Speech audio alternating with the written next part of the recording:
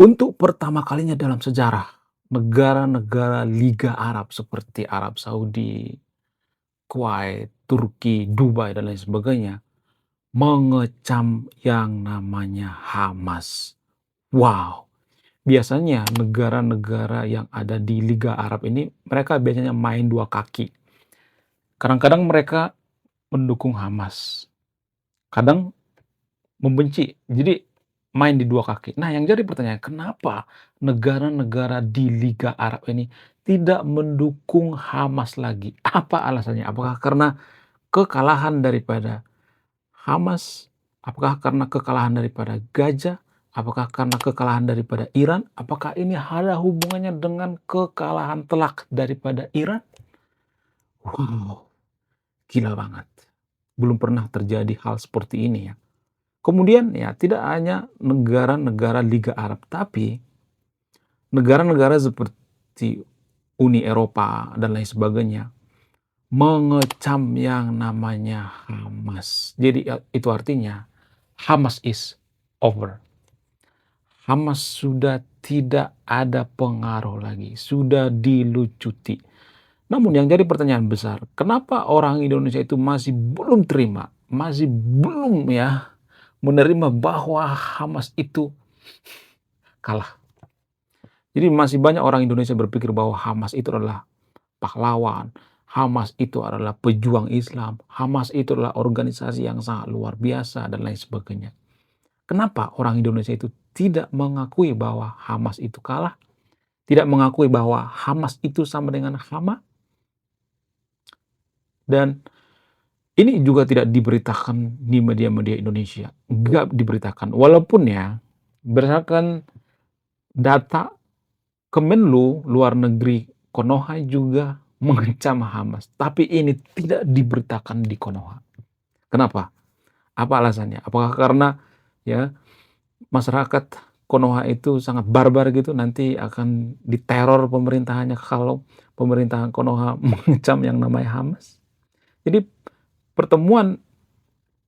perumusan membentuk dua negara di Palestina itu terjadi di New York ya. Jadi di situ ada PBB dan ada beberapa negara-negara lainnya.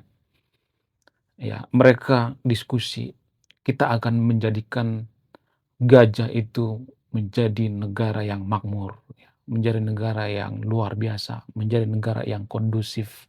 Dan ya, pada persetujuannya mereka akan membentuk dua negara. Nah, yang jadi pertanyaan, apakah hasil diskusi ini disetujui oleh Hamas atau tidak? Sepertinya Hamas tidak menerima. Tidak hanya Hamas, Israel juga tidak menyetujui adanya dua state atau dua negara. Wow, luar biasa. Kenapa bisa seperti itu? Kenapa Hamas tidak setuju? Kenapa Israel tidak setuju? Apa sebenarnya yang mereka mau? Apa yang jadi permasalahan? Jadi inti daripada pertemuan kemarin ya, pertemuan kemarin yang ada di New York itu, semua negara-negara mengecam Hamas karena Hamaslah Gaza hancur berantakan. Nah, itulah sialnya kalau sudah kena dogma agama, sudah kena doktrin agama, dan orang-orang di Indonesia juga tidak bakal mengakui bahwa Hamas itu sama dengan Hama. Menarik untuk kita bahas. Langsung saja kita ke pembahasannya. Sebenarnya kalau boleh jujur ya, negara yang barbar itu atau negara yang tidak bisa berkesadaran itu tidak akan cocok dijadikan negara demokrasi. Tidak akan cocok, dan berkali-kali saya mengatakan, negara demokrasi itu hanya cocok dengan negara yang berkesadaran atau yang bernalar tinggi atau SDM tinggi. Berkali-kali saya mengatakan seperti ini, tapi banyak orang yang nggak setuju dengan saya, tapi nggak jadi masalah ya. Tapi di sini saya akan menjelaskan kenapa negara-negara yang SDM rendah itu, yang bernalar rendah itu, tidak cocok dikasih demokrasi. Apa alasannya? Kita ambil contoh misalnya, sama seperti Gaza misalnya. Nah, kenapa Hamas berkuasa di Gaza? Apa alasannya? Karena masyarakat Gaza memilih Hamas. Di situ kan ada demokrasi. Ya, memilih yang berkuasa di sana itu Hamas. Kenapa hal ini bisa terjadi? Karena apa? Karena demokrasi. Jadi demokrasi itu seperti pedang bermata dua. Kalau demokrasi itu ya dikaitkan dengan agama, eee, dihubung-hubungkan dengan politik identitas dan lain sebagainya, maka ya tidak akan terjadi yang namanya demokrasi. Yang ada agama atau seiman berkedok demokrasi. Sama hal yang terjadi di, Gajah juga. Banyak orang Indonesia tidak, menyadari hal ini. Kenapa mereka di sana berkuasa? Sebenarnya Hamas itu kan semacam organisasi ormas yang dipersenjatai, itu intinya. Sama seperti di Indonesia, FPI misalnya, Front Pembela Setan misalnya, ya, atau Front Pembela Iblis, ya. FPI disingkat Front Pembela Iblis misalnya. Kenapa FPI dulu sangat leluasa dan sebagainya? Karena ada persetujuan daripada, pemerintah dan masyarakat Indonesia juga banyak yang setuju dengan FPI kok. Kenapa? Karena demokrasi. Lagi-lagi karena faktor daripada demokrasi, ya. Jadi demokrasi itu tidak cocok diberikan sama masyarakat yang barbar, yang tidak berkesadaran. Maka akan terjadi seperti organisasi Hamas, FPI. Mereka akan memanfaatkan demokrasi untuk apa? Untuk mempersenjatai. Coba kalau FPI dikasih senjata, maka mereka akan, ya, bisa aja mereka akan mengkudeta negara. Bisa aja mereka akan mendirikan negara agama. Jadi itu sebenarnya semacam bumerang ya, ketika ormas dipersenjatai, sama seperti Hamas. Hamas itu kan ormas sebenarnya. Ormas yang menang melalui demokrasi, melalui voting. Jadi nggak selamanya voting itu atau demokrasi itu baik, nggak selamanya. Demokrasi itu baik hanya digunakan bagi negara-negara yang berkesadaran tinggi. Ya. Demokrasi itu baik hanya dikonsumsi oleh orang-orang yang bernalar tinggi. Jadi negara-negara yang cocok dengan demokrasi itu adalah negara-negara seperti Skandinavia yang sudah berkesadaran, ya, sudah mapan gitu, sudah SDM tinggi gitu, bukan SDM rendah. Jadi SDM rendah itu nggak cocok dikasih demokrasi. Kalau SDM rendah itu seperti masyarakat, Gajah, maka mereka akan menggunakan hak voting mereka untuk apa? Untuk, ya seperti ini, untuk memilih Hamas. Di Indonesia juga seperti itu. Kalau misalnya, ya, FPI itu dibikin partai misalnya, kemudian dipersenjatai, bisa aja mereka menang kan, bisa aja Indonesia jadi negara agama kan. Karena apa? Karena banyak orang yang mabuk agama di Indonesia, banyak orang yang, terdoktrin oleh agama. Karena apa? Karena FPI bawa-bawa agama. Padahal tujuan mereka ya, Front Pembela Iblis ini atau FPI ini, tujuan mereka apa? Untuk mendirikan khilafah, untuk mendirikan negara agama. Ya, jadi mereka pengen berkuasa tapi dengan cara memanfaatkan agama. Sama seperti Hamas juga. Kenapa Hamas ini ya berkuasa di Gaza? Karena mereka memanfaatkan agama, padahal ya mereka karena pengen berkuasa aja gitu, ya, pengen merajai aja gitu. Nggak turut sama pemerintah, ya, pemerintah Palestina yang ada di tepi barat. Mereka pengen bebas sebebas-bebasnya. Sehingga apa? Sehingga ketika Hamas berkuasa di, eee, Gaza, mereka tidak membangun masyarakat, tapi membangun, ya, militer. Mereka membangun militer, ya, membangun terowongan, bunker, dan sebagainya. Itu yang mereka fokuskan. Jadi mereka tidak mensejahterakan masyarakat Gaza. Saya tidak berpihak pada Israel ya, saya tidak berpihak pada Israel ya. Di satu sisi ya, saya harus mengkritik Gaza atau Hamas, tapi di sisi lain saya juga bisa memuji kan. Jadi artinya saya netral di sini ya. Saya tidak berpihak pada Israel. Ya. Jadi kalau saya perhatikan ya, banyak orang Indonesia mengatakan bahwa Hamas itu pejuang Islam, Hamas itu ya sangat-sangat, ini ya, menderita dan lain sebagainya. Kita harus membela Hamas dan lain sebagainya. Kenapa bisa seperti itu? Karena dibutakan oleh agama, karena mereka membawa-bawa agama, ya, sehingga banyak orang Indonesia itu membenci Israel ya. Itu ya yang jadi permasalahan. Banyak yang membenci Israel, padahal Israel tidak pernah menjajah, Konoha ya. Saya tidak mendukung Israel ya, kalau saya perhatikan ya, justru Israel itu adalah negara-negara yang sangat baik sekali. Kenapa? Mereka punya nuklir, tapi Israel tidak menggunakan nuklir untuk meratakan Palestina. Mereka punya senjata, senjata mutakhir, tapi mereka tidak menggunakan. Coba kalau yang punya senjata itu adalah Hamas, maka semua akan diratakan. Ya, jadi sangat berbahaya senjata itu bagi orang yang bermental SDM rendah gitu, mental pengemis, mental minta-minta. Hamas juga sebenarnya seperti itu ya, mental mengemis, ya minta-minta. Ketika mereka butuh duit, mereka akan menggalang dana ya. Sampai kayak Konoha ya, Konoha juga banyak memberikan dana ke sana, memberikan bantuan. Kita nggak tahu bantuan itu dibelikan senjata dan sebagainya. Jadi warga Konoha itu sangat aneh ya saya melihatnya. Warga Konoha mengatakan kita membela Valentina itu ya karena apa? Karena kemanusiaan. Enggak, pret. Itu bukan karena kemanusiaan. Pret. Itu karena apa? Karena seiman. Kalau karena kemanusiaan, mereka juga harus mencekam yang dilakukan oleh Hamas 7 Oktober tahun 2023. Itu kan asal muasalnya. Itu kan yang dirumuskan oleh PBB dan beberapa negara Liga Arab. Ya, itu yang disayangkan. Kenapa Hamas melakukan penyerangan terhadap Israel tanpa persiapan yang matang dan mengorbankan masyarakat Gaza? Kenapa? Itu akan jadi permasalahan. Mereka tidak punya senjata yang mumpuni, mereka hanya mengandalkan belas kasihan dari negara lain ya. Mereka mengemis ya, mengemis di online dan sebagainya untuk apa? Untuk penggalangan dana. Itu yang disayangkan. Dan kesepakatan daripada pertemuan itu mengatakan bahwa Hamas harus dilucuti senjatanya dan sandera akan dilepaskan. Itu kan yang jadi permasalahan. Kenapa sanderanya nggak dilepasin? Bayangkan kalau yang disandera Hamas itu orang tua kita, saudara kita. Apakah kita terima? Di Indonesia itu ya kemanusiaan, kemanusiaan, kemanusiaan, tai kucing. Kalau kemanusiaan itu harus mencekam dua-duanya gitu. Ya, saya tidak membela Israel, saya tidak membela Gaza ya.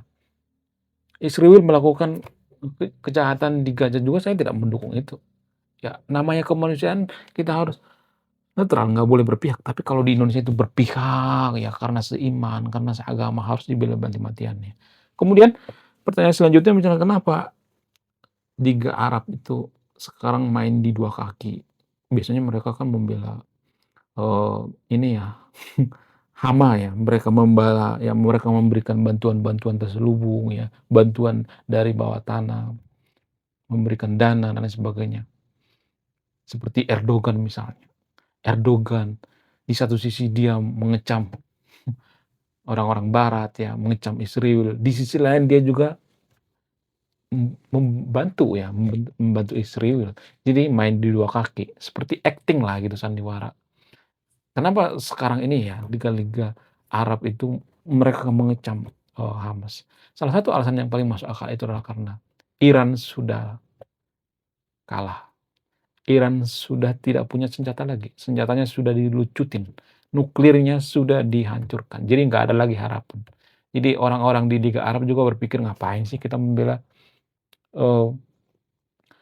Hamas, orang yang mendanai Hamas yaitu Iran juga sudah kolaps kok. Yang mendanai Hamas itu siapa? Iran. Itu kan proksi-proksi daripada Iran ya. Houthi, Hamas, Hizbullah dan lain sebagainya. Itu proksi-proksi daripada Iran. Yang mendanai itu kan Iran. Itu kerjaan daripada Iran. Jadi karena Iran kolaps, maka mereka mengecam Hamas karena udah nggak ada lagi harapan. Udah nggak ada lagi harapan. Jadi ya bagi yang nonton video ini terutama agama mayoritas di Indonesia, jangan kalian semua ya sangkut pautkan dengan agama gitu.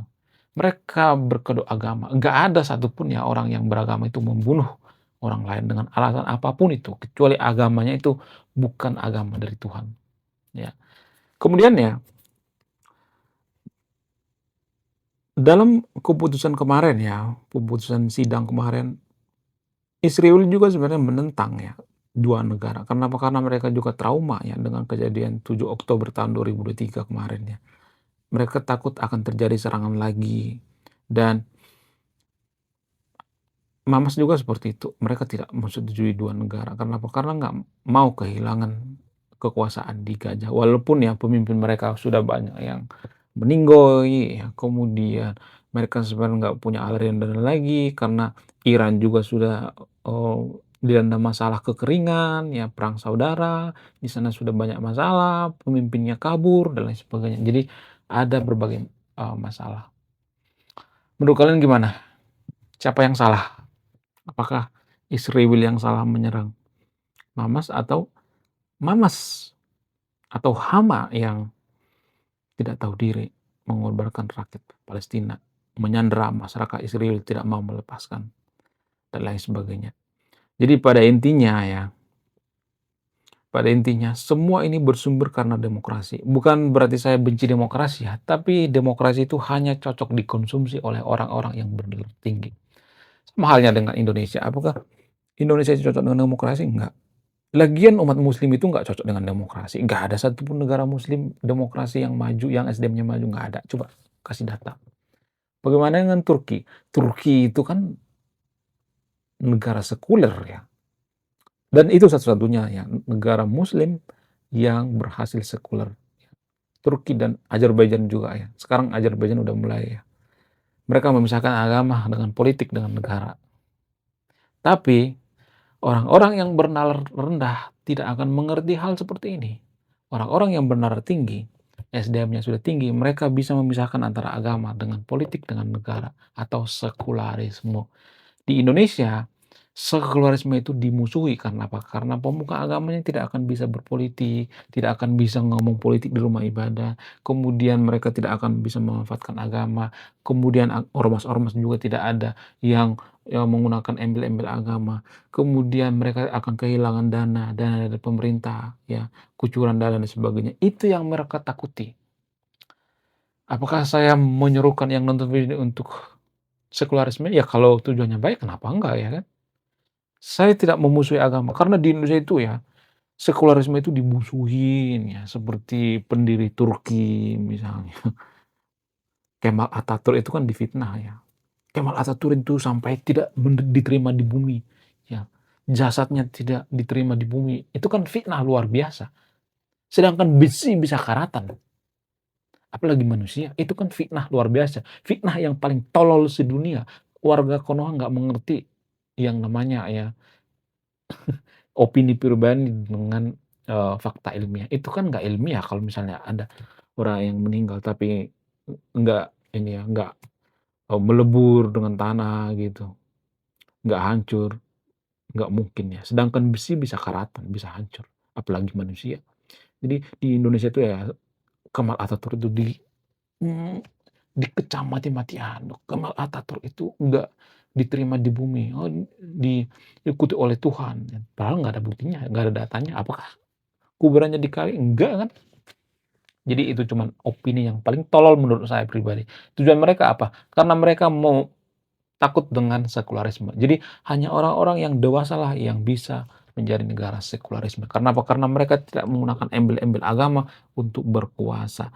Tapi di Indonesia, masyarakat yang pada umumnya SDM-nya rendah, maka mereka ya mau diiming-imingi atau menggunakan embel-embel agama untuk kekuasaan. Pemuka agama juga bebas bicara politik, padahal dia nggak ngerti politik. Pemuka agama itu ngurusin masalah pribadi, bukan masalah publik. Agama itu kan privasi.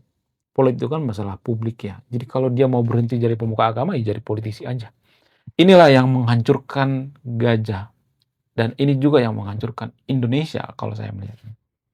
Kalau Indonesia tidak akan jadi negara sekuler, maka sampai kiamat pun kita tidak akan bisa negara maju. Itu dulu landasan pertama, sekuler. Ya, karena justru negara-negara yang SDM-nya tinggi ya seperti, eee, Perancis, Jerman, Turki, Singapura, mereka sekularisme, memisahkan agama dengan negara. Karena negara itu terlalu capek ya ngurusin agama. Ada menteri agama, apa segala macam. Emang negara bisa menjamin masyarakatnya masuk surga, enggak kan? Apa ada urusan? Enggak ada urusan kan. Oke, sekian video ini, terima kasih sudah menyimak kami. Ya, semoga yang nonton video ini sadar bahwa sekularisme itu sangat dibutuhkan di Indonesia. Ya, mulai dari Anda diri sendiri, mulai dari keluarga dan lingkungan Anda. Oke? Biar Indonesia tidak seperti gajah. Sekian video ini, terima kasih sudah menyimak kami. Saya Ray Konoha, salam rasional.